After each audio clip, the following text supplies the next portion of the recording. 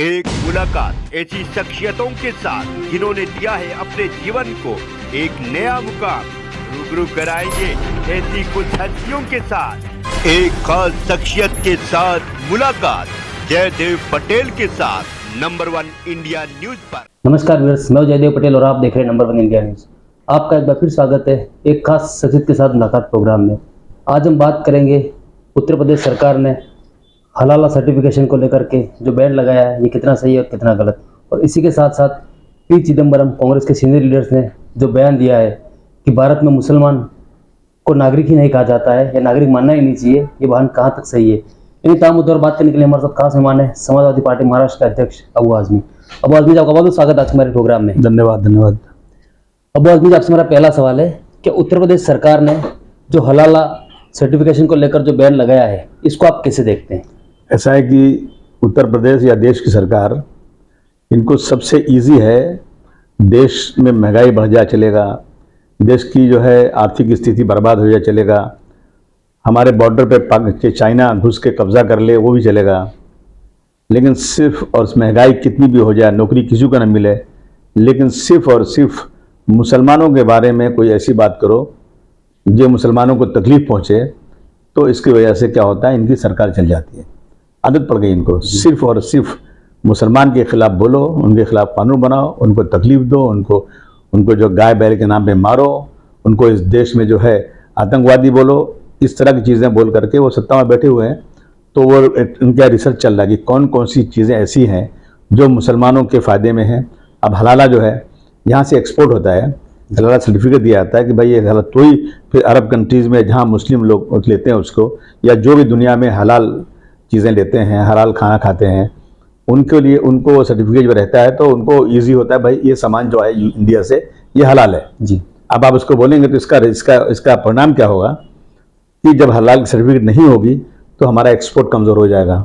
और यहाँ तो मुसलमानों को तकलीफ देंगे लेकिन देश की इकोनॉमी को बर्बाद कर देंगे, और कुछ नहीं, यही चीज़ें हैं जी।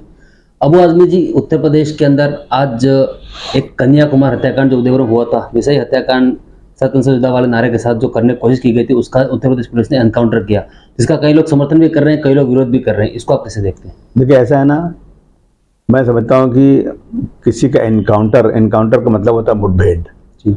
मतलब कोई आदमी सामने है, कोई क्रिमिनल है, उसको पुलिस पकड़ना चाहती है और वो गोली चला रहा है, पुलिस मजबूर हो गई तो पुलिस गोली चलाती है, वो मारा जाता है।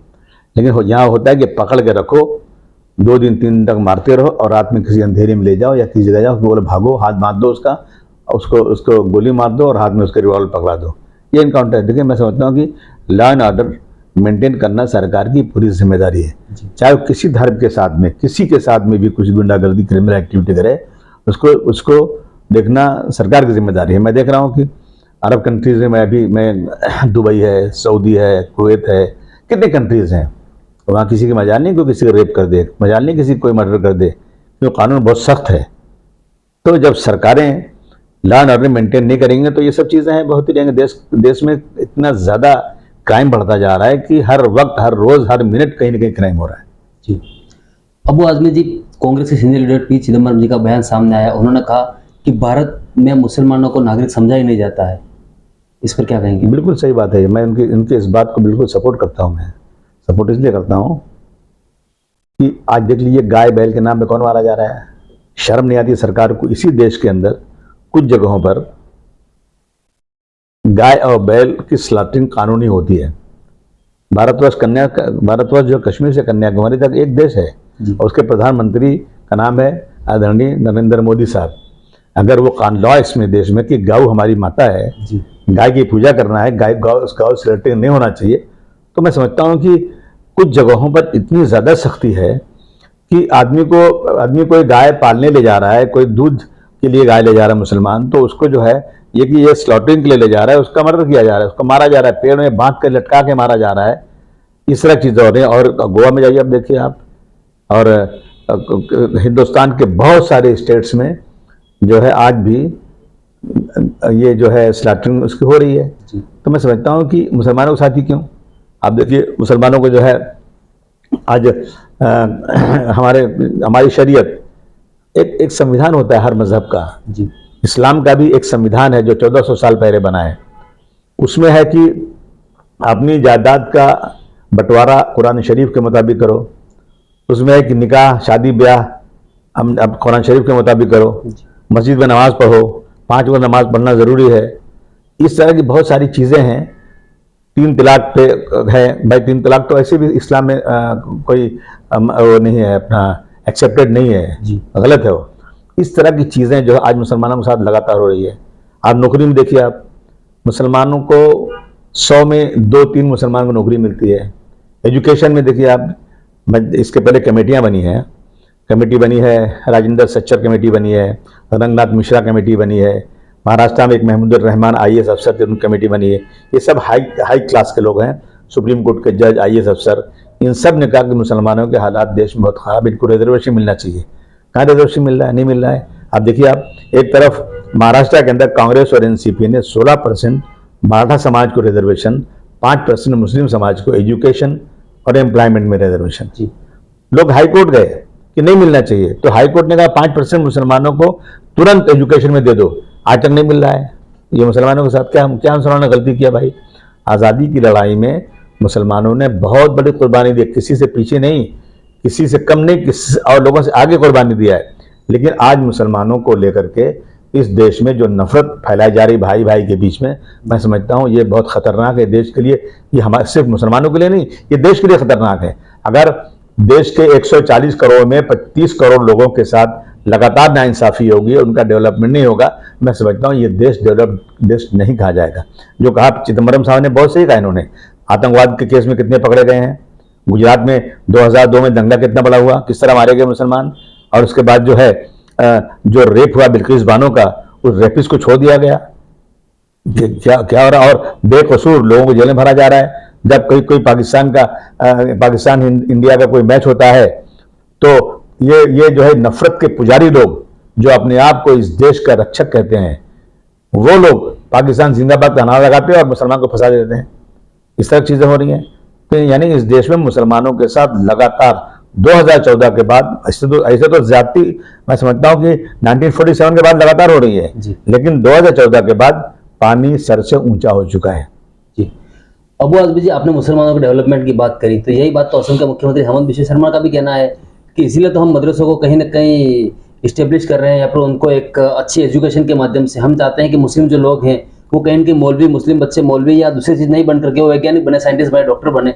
तो उनके विचारों से आप सहमत हैं? मैं हजारों एग्जाम्पल उस मुख्यमंत्री को दे सकता हूँ कि मौलवी और अरबिक तालीम, दीनी तालीम लेने के बाद भी IAS IPS इंजीनियर, डॉक्टर, बड़े बड़े लोग इस देश में बने हैं। इंसानियत पहले इंसान को सीखना चाहिए। इंसानियत सीखने के बाद देखिए, दीन और दुनिया 2 चीज़ें हैं। इंसान पैदा हुआ है, दुनिया में रहेगा, मरेगा, ऊपर जाएगा। हमारे रिलीजन के हिसाब से मरने का उसका हिसाब किताब होगा। अगर वो दुनिया में उसने अच्छी तरह से ज़िंदगी नहीं गुजारी, तो मैं समझता हूँ कि वो बहुत बड़ा पापी होगा और उसको नरक में जाना पड़ेगा। ये इस्लाम की चीज़ें हैं। मैं पूछता हूँ कि देश में कौन लोग ऐसे हैं जो ये कह देंगे कि भाई एक लड़की जिसकी शादी नहीं हुई है, वो किसी आदमी के साथ जब वो बालिग 18 साल की उम्र है, अपनी मर्जी से किसी लिविंग रिलेशन में उसके साथ रहे और उसके साथ लगातार पड़ी रहे। कौन सा हमारा हिंदुस्तान का समाज, कौन सा? हिंदुस्तान में हमारी मजहब में बिल्कुल अलाउ नहीं है। तो हम वही सिखाते हैं, वहाँ पर मदरसों में ही सिखाया जाता है। इनके यहाँ क्या सिखाया जाता है? इनके यहाँ सिखाया जाता है कि पर्दा मत करो, लिविंग रिलेशन में रहो, आदमी की शादी हो जाए, कोशिश कीजिए। आज़ादी इतनी ज़्यादा की जा रही है और ये सब चीज़ें सिखाई। हमारे यहाँ सिखाया जाता है कि पड़ोसी के मदरसों में सिखाया जाता है कि पड़ोसी मतलब नेबर मतलब 40 घर आगे 40 पीछे, 40 दाएं 40 बाएं। मदरसों में सिखाया जाता है कि हेमंत जी से कह लो कि जरा सा अगर पढ़े लिखे नहीं तो पढ़ लिख लो। वहाँ सिखाया जाता है कि ऐ मुसलमानों, अगर तुमको ईश्वर ने, अल्लाह ने इतनी दौलत दी है कि तुम अपना पेट भर सकते हो, अपनी ज़िंदगी आराम से गुजार सकते हो, लेकिन तुम्हारा पड़ोसी भूखा है, तो तुम मुसलमान नहीं हो, चाहे पड़ोसी हिंदू हो या मुसलमान। क्योंकि हिंदू को भी पैदा करने वाला हमारे हिसाब से अल्लाह ही है, चाहे नाम कुछ भी रख दो आप उसको, अल्लाह, भगवान, ईश्वर, गॉड जो कह लो। लेकिन ये सारी चीज़ें कहाँ सिखाई जाती हैं? अदब, एहतराम, ज़िंदगी गुजारने का तरीका मस्जिदों में मदरसों में सिखाया जाता है।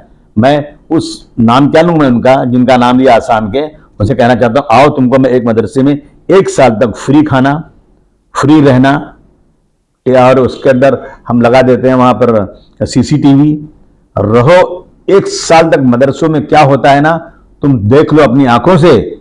अगर तुम इंसान होगे ना, तुम कहोगे मदरसों में इतनी अच्छी पढ़ाई की जाती है कि देश से प्रेम और देश के लिए कुर्बानी देना अगर कहीं सिखाया जाता है तो मदरसों में सिखाया जाता है। क्या आप देश से कुर्बानी को हटा देना चाहते हो? क्या आप भाईचारगी खत्म कर देना चाहते हो? क्या गंगा जमुनी तहजीब खत्म कर देना चाहते हो? क्या आपको की चिंता है? मदरसे वो हैं जो जाते हैं गरीब महलों में, जो यतीम हैं, जिनके पास खाने को नहीं है, उनके बच्चों को उठाते हैं, लाते हैं, नहाने की जगह देते हैं, उनको कपड़े देते हैं, उनको रहने की जगह देते हैं, खाना खिलाते हैं, बड़ा करते हैं, एक इंसान बना करके उनको समाज में लोगों को जिंदगी जीने का सबक सिखाते हैं। ये मदरसे हैं जी।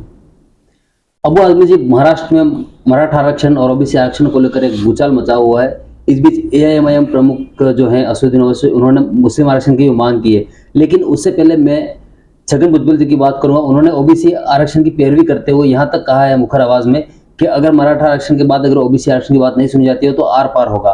तो इस पर आपका क्या कहना है? और साथ ही मुस्लिम आरक्षण जो है उस पर आपका क्या कहना है? आर पार तो मैं भी करना चाहता हूं। अगर ये बात करेंगे वो आर पार होगा, तो मेरे आरक्षण को, मुस्लिम आरक्षण को तो हाईकोर्ट ने कह दिया कि मिलना चाहिए। लेकिन ये सरकारें जो हैं, मेजॉरिटी को देखती है, जिनके पास ताकत है, जिनके पास शक्ति है, जिनके पास जो है वोट बैंक है, उनकी बातें सुन रही हैं। 16% असेंबली में कांग्रेस ने पास किया था, साथ में 5% ने पास किया था। मैं बीजेपी की बात नहीं कर रहा हूं, मैं भुजबल साहब जिस पार्टी में, उस पार्टी की, एनसीपी और कांग्रेस की बात कर रहा हूं, जो मुसलमानों के वोट लेने का हक दिखाते हैं, मुसलमानों के बहुत बड़े समर्थक दिखाते हैं कि हम माइनॉरिटी के साथ हैं, हम सेकुलरिज्म को लेकर चलते हैं, हम नफरत के पुजारी नहीं। मैं उनसे पूछ रहा हूं कि जब 16% की बात हो रही है, आप ओबीसी की बात कर रहे हो, तो आप उसी मुंह से जिनका वोट लेना चाहते हो मुसलमानों का, उनकी बात क्यों नहीं करते? आप क्यों गूंगे बन जाते हैं? आप, मैं पूरे समाज को दिखाना चाहता हूं कि जो लोग भी सेकुलर हैं, जो भी इस देश के अंदर इंसाफ पसंद लोग, उनसे कहना चाहता हूं कि देखो इनका चेहरा, ये सिर्फ वोट लेना चाहते हैं और मुसलमानों का 5% रिजर्वेशन पे किसी का मुंह खुलता नहीं। ये हालत है। मैं मांग कर रहा हूं और मैं निंदा भी करता हूं सरकार की कि जब अभी मराठा समाज ने बहुत ही तीव्रता के साथ, बहुत ही ताकत के साथ, शक्ति के साथ रिजर्वेशन पे सड़क पर उतरे तो सरकार के होश उड़ गए। सरकार ने कहा कि 1.5 महीने या 2 महीना कुछ टाइम दिया है कि इतने दिनों में हम आपके रिजर्वेशन पे कुछ करेंगे, लेकिन मुसलमानों के रिजर्वेशन में कोई बात नहीं हो रही है। क्या मतलब इसका होता है? और जब बुलाया गया सारी पार्टियों को कि हम रिजर्वेशन पे कुछ बात करना चाहते हैं, चर्चा करना चाहते हैं, तो समाजवादी पार्टी को निगलेक्ट किया गया। मैं पूछता हूं मुख्यमंत्री जी से, मैं पूछता हूं उप मुख्यमंत्री जी से कि क्या समाजवादी पार्टी यहां नहीं है? क्या उसके 2 एमएलए नहीं है? क्या आपने ऐसी पार्टियों को बुलाया जिनके 1 एमएलए भी नहीं है? अगर हमारे रिजर्वेशन पे अगर हम बात करना चाहते हैं तो हमको आप दूर रखना चाहते हो। ये इंसाफ नहीं है, ये नाइंसाफी है। अबू आजमी जी, अब मेरा आपसे एक रैपिड फायर राउंड है जिसमें आपसे सवाल करूंगा, 2 ऑप्शन दूंगा, आपको एक का जवाब देना है या फिर आप उसको पास भी कर सकते हैं। इंडिया गठबंधन में 2024 लोकसभा चुनाव का प्रधानमंत्री कौन होगा? राहुल गांधी, अखिलेश यादव? नहीं, ऐसा है कि जिसकी सीटें ज्यादा होंगी वही प्रधानमंत्री बनना चाहिए। पहले तय करने की कोई जरूरत नहीं है। इलेक्शन लड़ो सभी के एक साथ में, जिसके पास ज्यादा ताकत हो प्रधानमंत्री बन जाए। और मैं तो कहूँगा, मैं तो यही कहूँगा कि अखिलेश यादव जी बनना चाहिए। क्यों? कि अखिलेश यादव जी मेरे नेता हैं, मेरा नेता बनेगा तो मैं बहुत मेहनत से काम करूंगा। कांग्रेस वाले कहेंगे राहुल गांधी बनना चाहिए, कांग्रेस के लोगों में उनमें जोश आएगा इसमें। तो ये सब किसी को डिवाइड करने की जरूरत नहीं है। प्रधानमंत्री बनना यह चुन के आना जरूरी नहीं है। देश के संविधान को बचाना जरूरी है, नफरत के पुजारियों को उतारना जरूरी है। इसलिए मैं इंडिया गठबंधन के सभी लोगों को कहना चाहता हूं कि हम सब एक हैं, मिलकर लड़िए आराम के साथ। इलेक्शन हो जाएगा, जिसके पास ताकत ज्यादा होगी वो प्रधानमंत्री बन जाएगा। मुस्लिम का हितैषी कौन? एआईएमआईएम जैसे लोग या फिर दूसरी पार्टियों के लोग? कुछ लोग जो है ना, आस्तीन का सांप सुना होगा आपने, कुछ आस्तीन के सांप है, देख मुंह में राम बगल में छुरी। समाजवादी पार्टी जो है ना, मुस्लिम, हिंदू, सिख, ईसाई, पारसी सबकी हितैषी है। सबसे बड़ा सवाल, देश के मौजूदा प्रधानमंत्री और कंपैरिजन में मनमोहन सिंह, दोनों में बेहतर कौन? मनमोहन सिंह जी मैंने सुना है कि बहुत पढ़े लिखे आदमी हैं, आईएएस अफसर थे और बहुत अच्छा काम किए थे। अगर दोनों में कंपैरिजन किया जाए तो मैं डेफिनेटली 100 में 100 नंबर दूंगा मनमोहन सिंह जी को। केंद्रीय जांच एजेंसी हो, ईडी हो, इनकम टैक्स हो, उनके लगातार जो कार्रवाई हो रही है, ये राजनीतिक द्वेष के चलते है या फिर रियलिटी ऐसी कार्रवाई होनी चाहिए? नहीं, ऐसा है ना कि ऐसा है कि ईडी, इनकम टैक्स, सीबीआई सब देश में एक जांच एजेंसी है। लेकिन मैंने एक भाषण सुना था भोपाल में, कोई नेता का नाम लिए थे, बोले थे 70,000 करोड़ का घोटाला है और वो अब जिंदगी भर जेल में चक्की पीसेंगे। मैंने समझा वाह क्या प्रधानमंत्री हमारा है, यानी कोई कितनी बड़े ओहदे पर भी हो अगर करप्ट है तो उसे जेल भेजेंगे। लेकिन 4 दिन के बाद देखा कि उनको डिप्टी चीफ मिनिस्टर बना दिया। तो या तो घोटाला ही नहीं था, झूठ बोल रहे थे आप, या तो फिर घोटाले वाले को आप डिप्टी चीफ मिनिस्टर बनाते हो।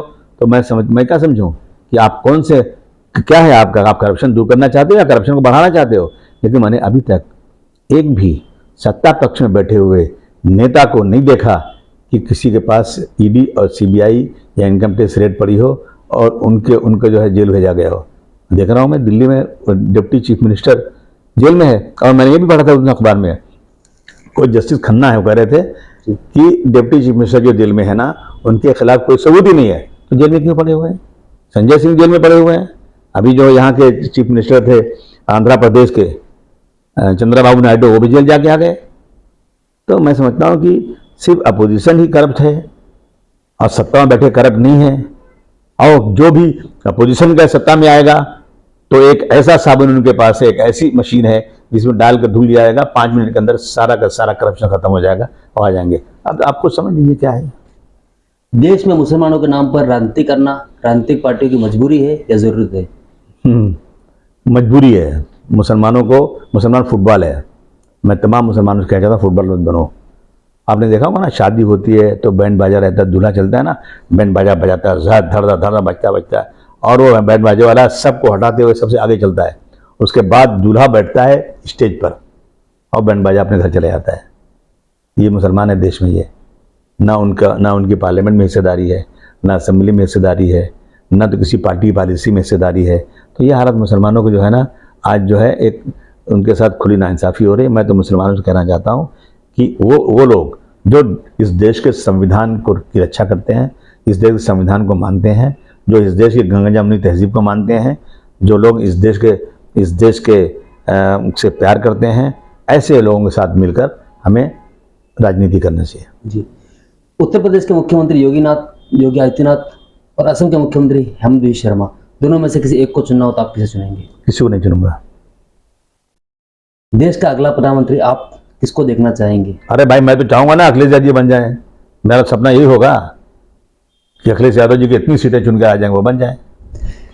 आपसे मेरा एक आखिरी सवाल है कि क्या इंडिया गठबंधन 2024 लोकसभा चुनाव से पहले रहेगा या बिखर जाएगा? क्योंकि एमपी में जिस प्रकार से हालात बने थे और दूसरे जो तमाम जो स्थितियां बनी हुई है, इसको देखते हुए। समाजवादी पार्टी उसका एक अंग है और वो पूरी कोशिश कर रही है कि इंडिया गठबंधन कायम रहे। लेकिन ये जिम्मेदारी बड़ी पार्टी कांग्रेस की है। अगर कांग्रेस में अहंकार आ गया कि हम तो चुन के आ रहे हैं, हमें किसी के साथ अलायंस करने की ज़रूरत नहीं, अब राहुल जी जो हैं भारत जोड़ो यात्रा में बहुत मशहूर हो गए हैं, तो अच्छे हो गए, आप किसी से मिले, तो फिर ये जिम्मेदारी कांग्रेस की होगी। अब बहुत आपने हमारे समय निकाला, उसके लिए आपको बहुत बहुत धन्यवाद। धन्यवाद सर।